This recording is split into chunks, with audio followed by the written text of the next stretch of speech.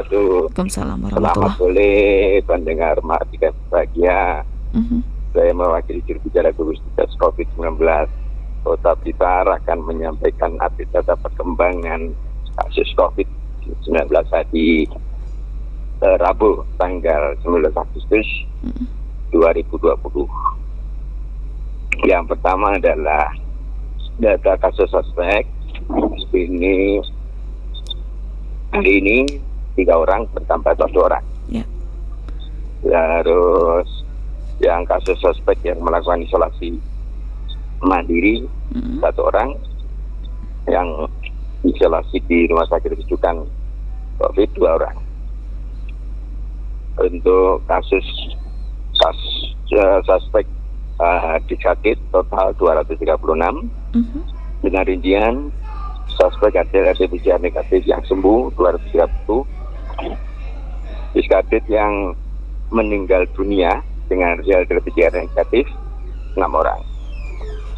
Untuk yang probable tidak ada perubahan, kumulatif yang meninggal dunia 1 orang. Ya. Terus untuk yang kontak erat, melakukan kontak erat yang masih dipantau 198 orang bertambah 69 orang. Ya.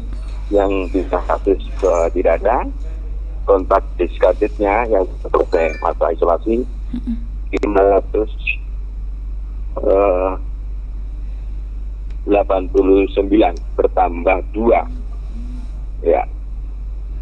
Data yang konfirmasi sementara tetap tidak ada penambahan 88 orang. Sudah sembuh totalnya 69 orang bertambah 6 orang. Yang melakukan isolasi yaitu isolasi di rumah sakit rujukan COVID 8 orang, isolasi rumah sakit penyangga 2 orang, untuk isolasi mandiri 3 orang. Yang kasus konfirmasi meninggal dunia 6 orang. Untuk karena tidak ada penambahan lagi, ya berkaitan dengan ini ya tidak ada yang perlu dijelaskan lebih lanjut karena tetap tidak ada penambahan. Begitu Pak. Iya, Pak Didi, alhamdulillah hari ini bertambah kembali angka pasien yang sudah dinyatakan sembuh dari COVID-19. Ada 6 orang ya Pak Didi. Kalau kita pantau dari kasus pertama sampai dengan sekarang, boleh kita kira-kira angka kesembuhan di Kota Blitar untuk COVID-19 ini berapa persen Pak Didi? 69 ini sudah di 88% ya. 80 ya. Sekitar berapa? 70 atau berapa? Ya. Sekitar itu ya. Kita belum hitung secara 90%, tapi 69 yang sembuh dengan jumlah kasus 88. Oke. Ya, itu. Iya. Terus yang lainnya ya kontak erat. Sementara kontak erat ada beberapa yang belum selesai hasilnya. Ya. Masih menunggu konfirmasi, menunggu hasil. Ya. Ya. Pak Didi, memasuki new normal dan juga menyesuaikan aturan dari pusat juga ya Pak Didi. Kalau dulu mungkin pasien dinyatakan sembuh jika memang benar-benar swabnya menunjukkan negatif, sementara sekarang tidak ada swab follow up kedua dan seterusnya. Kalau sekarang pasien dinyatakan sembuh, ini acuan utamanya apa Pak Didi? Sembuh dengan tanda kutip bahwa kita tidak ada gejala. Baik. Yang pertama, ya. Ada yang yang konfirmasi itu ada dibagi 2, asimptomatik dan simptomatik. Yang asimptomatik itu tidak bergejala, sudah selesai melakukan isolasi.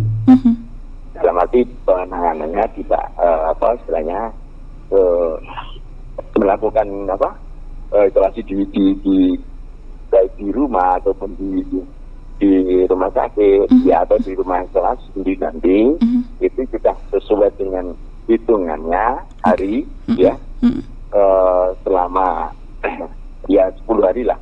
Kalau kan di dalam buku pedoman itu ada 10 hari. kalaupun tidak ada gejala, berarti sudah selesai dinyatakan sembuh, tidak diperlukan follow up lagi. Itu asimptomatik. Kalau yang simptomatik ada gejala, ya, terutama gejala berat, itu yang perlu dilakukan follow up. Jadi perlu dilakukan follow up itu yang itu, ya. Itu untuk memastikan masih ada nggak bisa. Itu sekarang begitu, Mbak. Ya, untuk pasien yang tidak menunjukkan gejala ketika memang sudah dinyatakan sembuh dan boleh melanjutkan aktivitas sehari-hari, ada beberapa hal yang perlu diperhatikan kembali apa enggak, Pak? Karena mungkin untuk orang-orang di sekitarnya ada kekhawatiran dan lain sebagainya seperti itu. Ya, jadi begini, Mbak. Saya pikir ini tidak berlaku hanya untuk yang penting, ya. Dengan protokol yang kesehatan kan berlaku untuk pelaku semuanya. Iya, benar. Jadi istilahnya masker itu wajib punya bagi seluruh masyarakat, ya. Dengan kondisi seperti itu, bahwa walaupun sudah dinyatakan sembuh, tidak ada gejala, dan yang di sekitar rumah juga istilahnya bukan berarti tetap takut ya, tapi dia juga harus tetap sama-sama melakukan juga yang protokol kesehatan. Jadi tetap pakai masker, ya sama lah seperti yang semuanya. Gitu loh. Kewajiban ketika pasien sudah sembuh ini sama dengan kita ya, Pak ya? Sama dengan kita. Sama dengan kita, betul. Ya. Tidak ada pembedaan. Nanti ini nanti tertular dengan kondisi sekarang ini. Bukan berarti tertular tempat yang bersangkutan, bisa tertular dari tempat yang lain. Nah ini, jadi yang kita yang perlu pemahaman bersama bahwa jangan merasa